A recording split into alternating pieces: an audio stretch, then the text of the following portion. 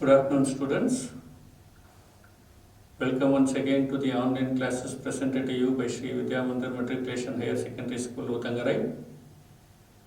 Students, today we are going to look into the supplementary lesson for the 10th standard, The Aged Mother. The Aged Mother, written by Matsuo Basho, a Buddhist monk and a very renowned Japanese poet. This is a Japanese folk tale written by Matsuo Basho, which highlights that old people are sharp-witted. They are very intelligent and witty. It also describes the love and affection of a son and a mother have for one another. Through the story,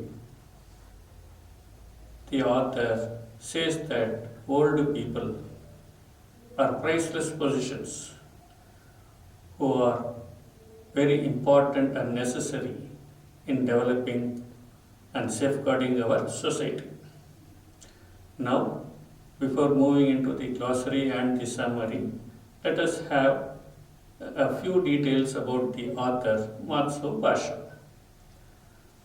Matsuo Basho was one of the greatest and remarkable Japanese poets.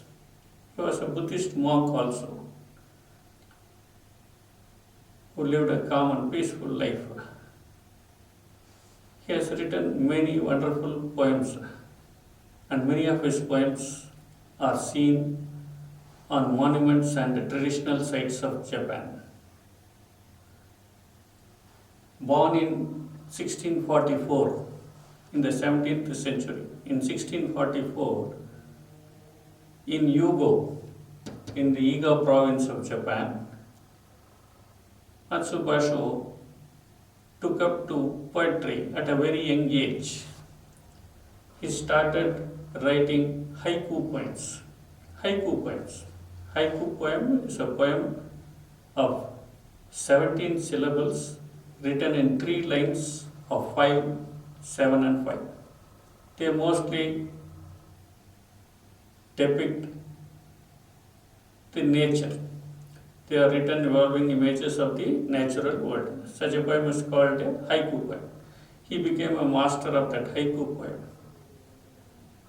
Old Pond, written by Matsuo Basho, is one of the most acclaimed and still remains as the greatest haiku poem in Japan literary circles.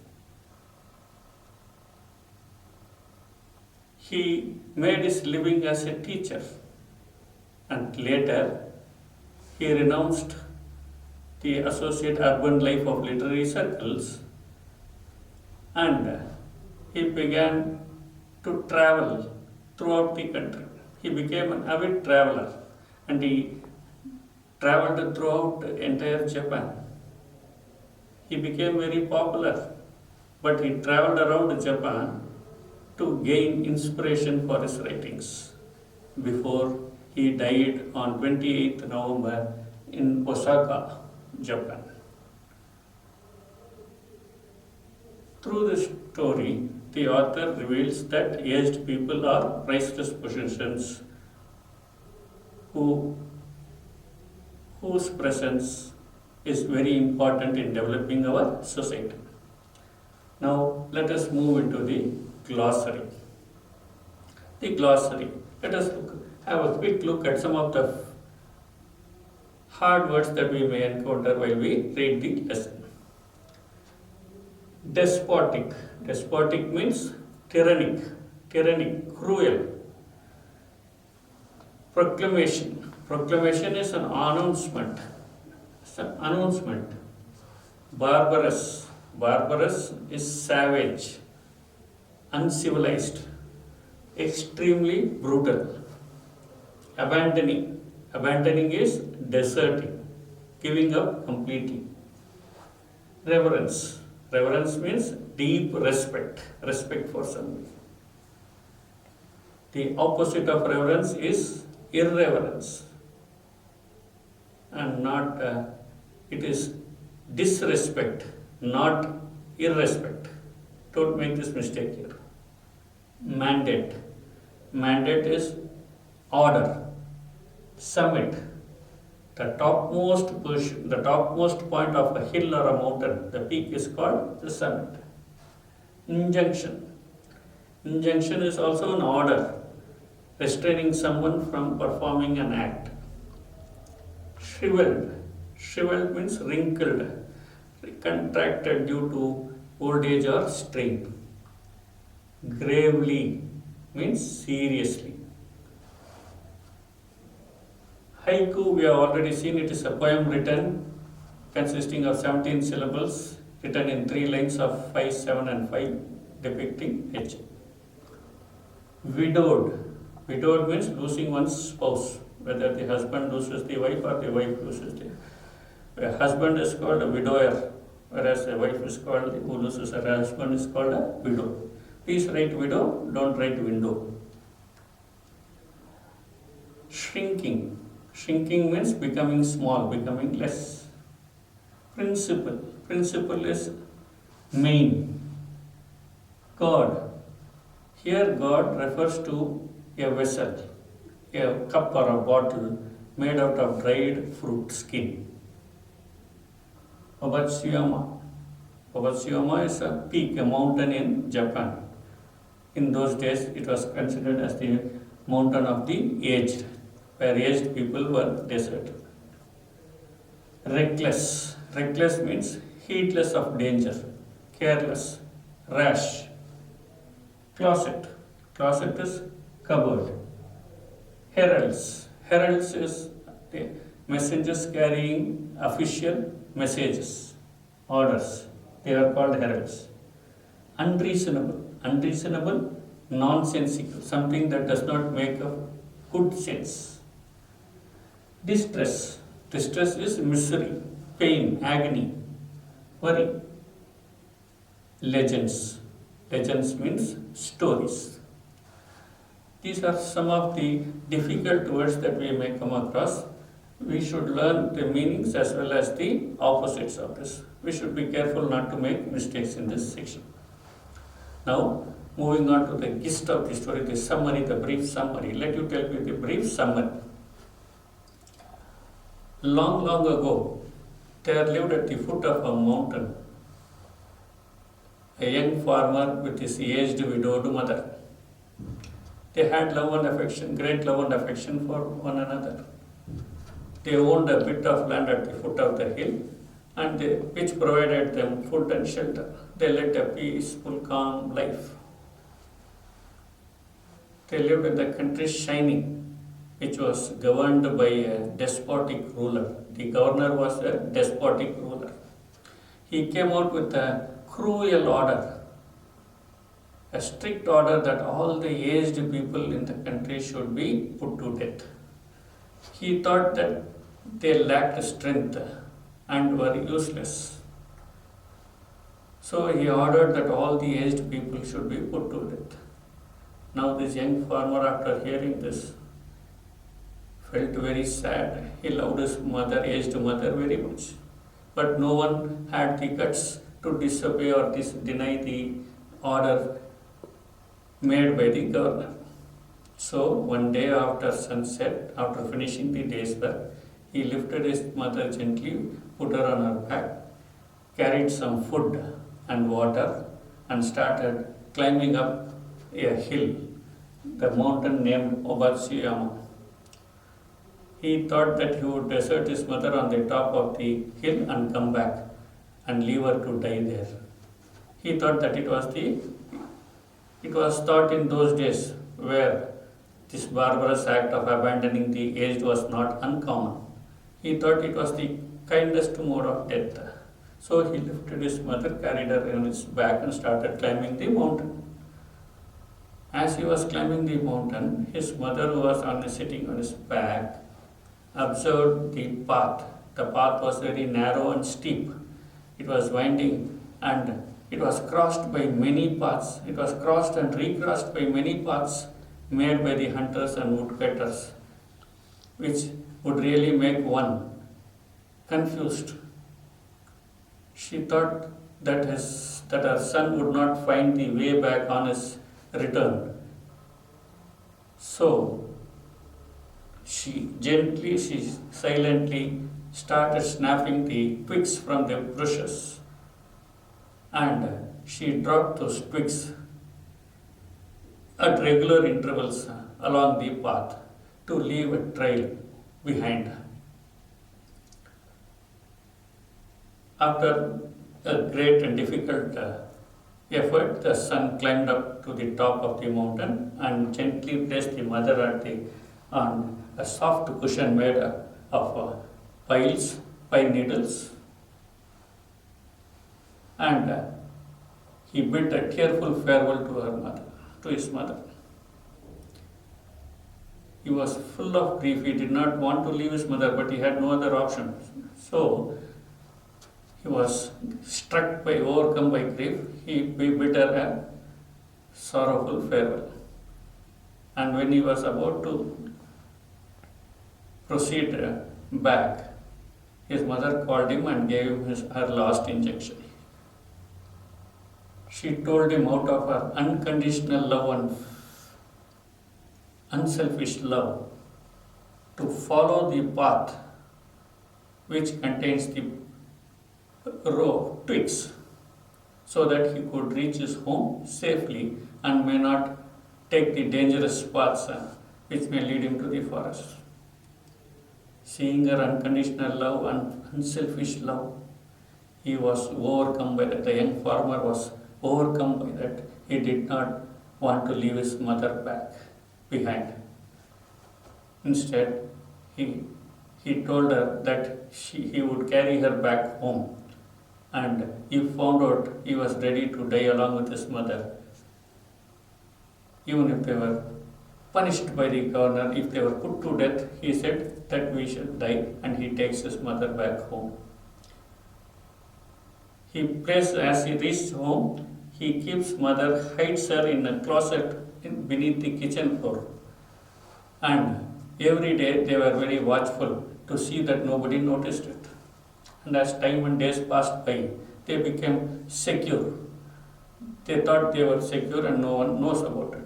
But one day, this cruel, despotic ruler came out with one more unreasonable order, that people in his province should make him a rope of ashes. Everybody in the province now trembled with dread. They trembled with fear. They did not know how to make a rope of ashes. In great distress, one day, this young farmer conveyed this message to his mother, who was hiding in the closet. His mother asked him to wait for a day so that she could think. And on the other day, second night, she called him and told him what to do.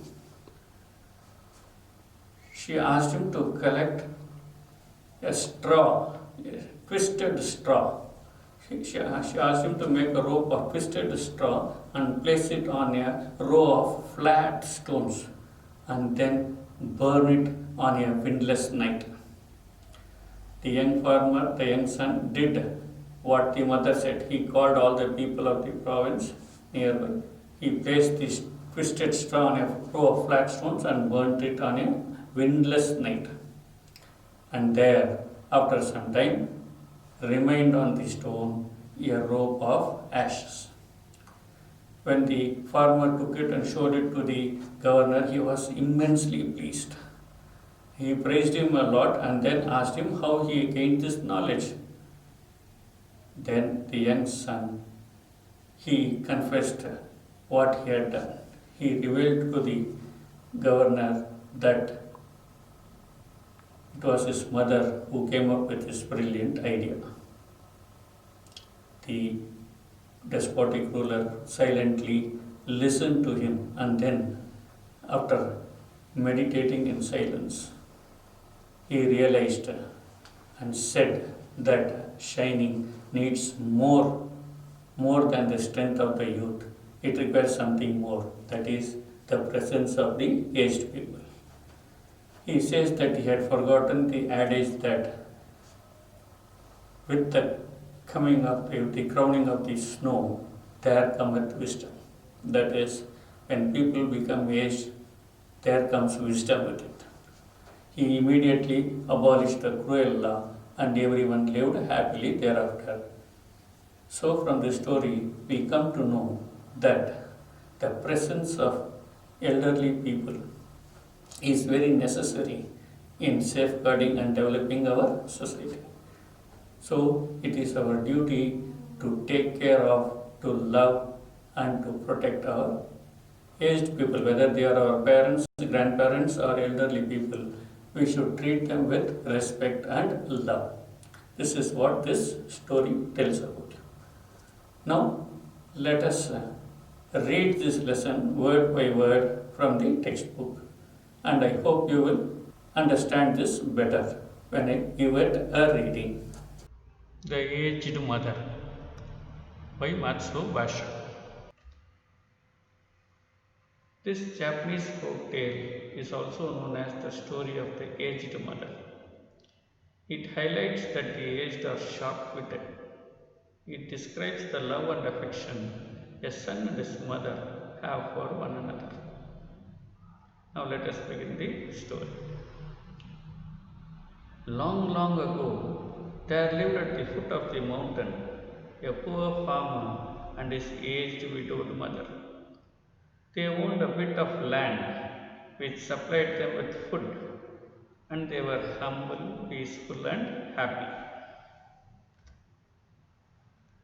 The country Shining was governed by a despotic leader who, though a warrior, had a great and cowardly shrinking from anything suggestive of failing health and strength. This caused him to send out a cruel proclamation, a cruel order. The entire province was given strict orders to immediately put to death all aged people. Those were barbarous days, and the custom of abandoning old people to die was not uncommon. The poor farmer loved his aged mother with tender reverence, and the order filled his heart with sorrow. But no one ever thought twice about disobeying the mandate of the governor. So, with many deep and hopeless sighs, the youth prepared for what at that time was considered the kindest mode of death. Till now,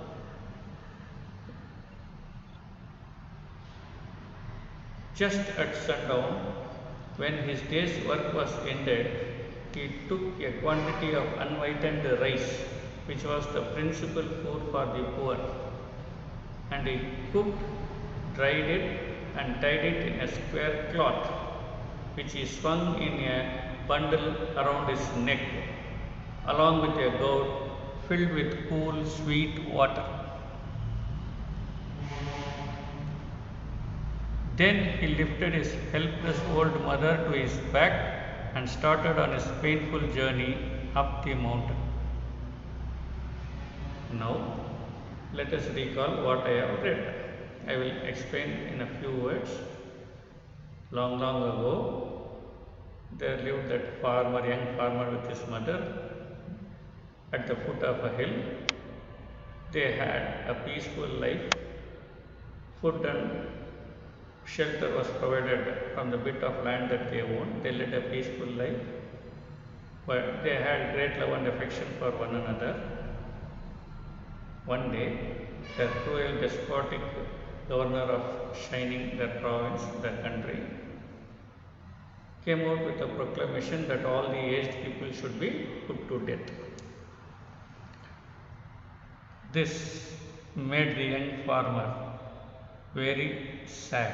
He loved his mother a lot, but no one in the country dared to deny or defy the order proclaimed by the governor. So, after many sleepless and hopeless sighs, the youth prepared to take her mother to the top of the mountain Obatsuyama and leave her there. At that time, in those barbarous days when aged people were abandoned. This was thought, that is, leaving people on the top of the mountain was thought to be the kindest mode of death. So one day at sundown, sundown is the American English word for sunset. When his day's work was ended, this man carried his mother on his back, took some rice and water, and took his mother up the mountain. They climbed the mountain with great care as the road was narrow and steep. Now, this is what I had read. Now, let us continue further. The road was long and steep. The narrow road was crossed and recrossed by many paths made by the hunters and woodcutters. In some place they lost and confused, but he gave no heed. One path or another, it mattered not. On he went, climbing blindly upward, ever upward towards the high bare summit of what is known as BY.Mr.B.AMAR, the mountain of the abandoning of the aged. So the young man took his mother on his back up the mountain BY.Mr.B.AMAR only to abandon her and leave her to die there.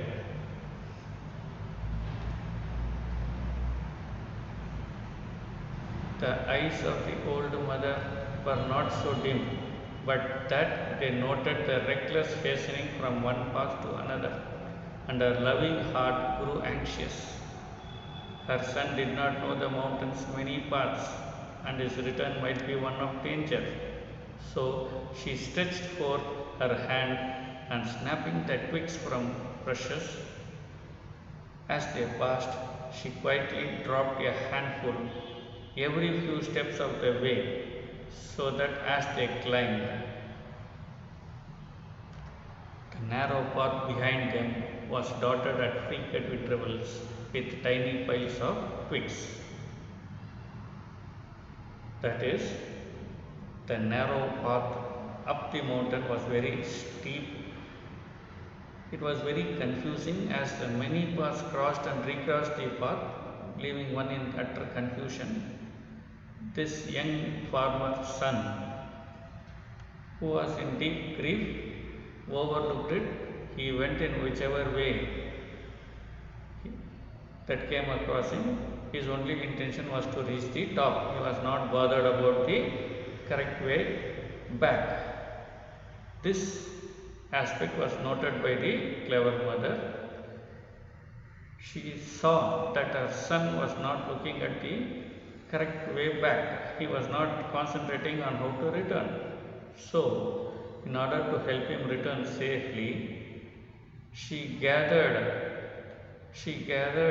snapped the twigs from the bushes around her gently, and she dropped them silently so that it would help her son to return home safely by taking the correct way and not getting lost.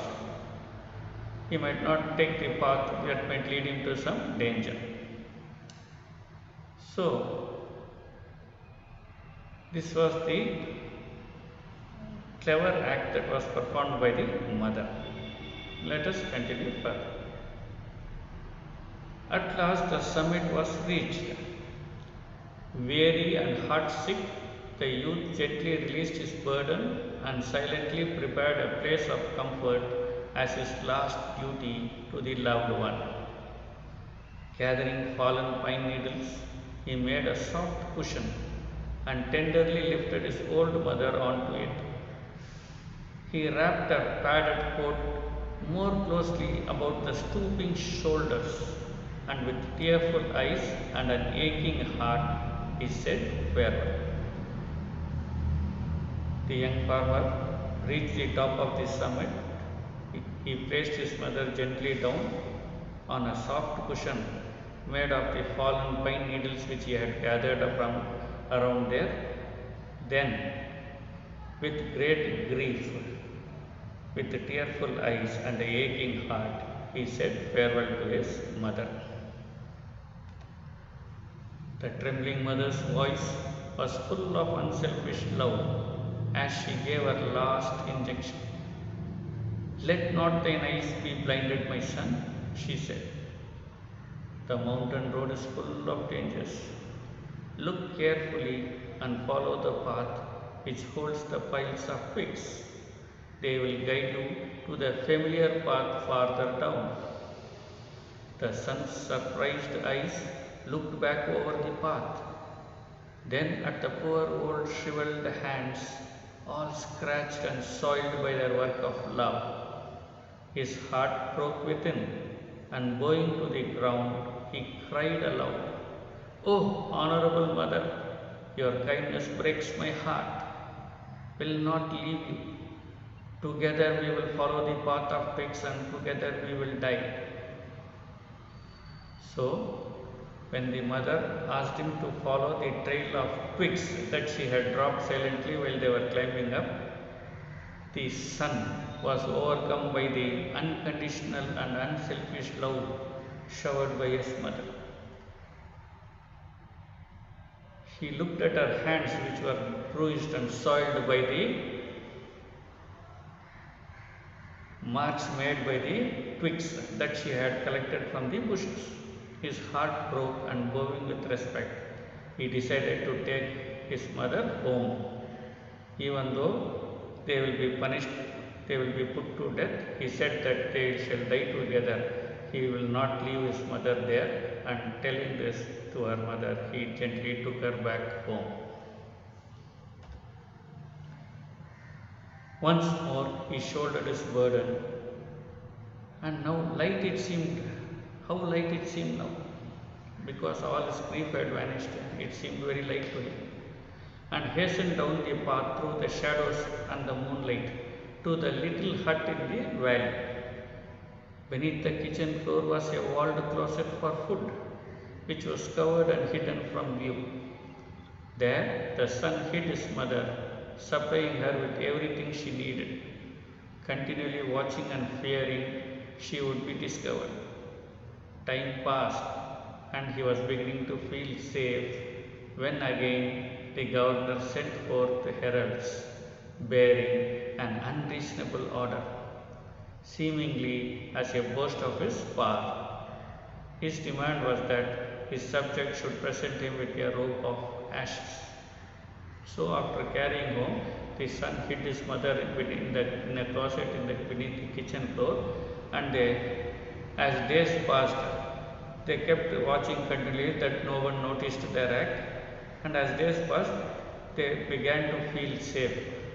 But once again, the despotic leader, he came out with another unreasonable order that his people, his subjects, should present him with a robe of ashes. The entire province trembled with dread. The order must be obeyed. Yet, who in all shining could make a robe of ashes? One night, in great distress, the son whispered the news to his hidden mother.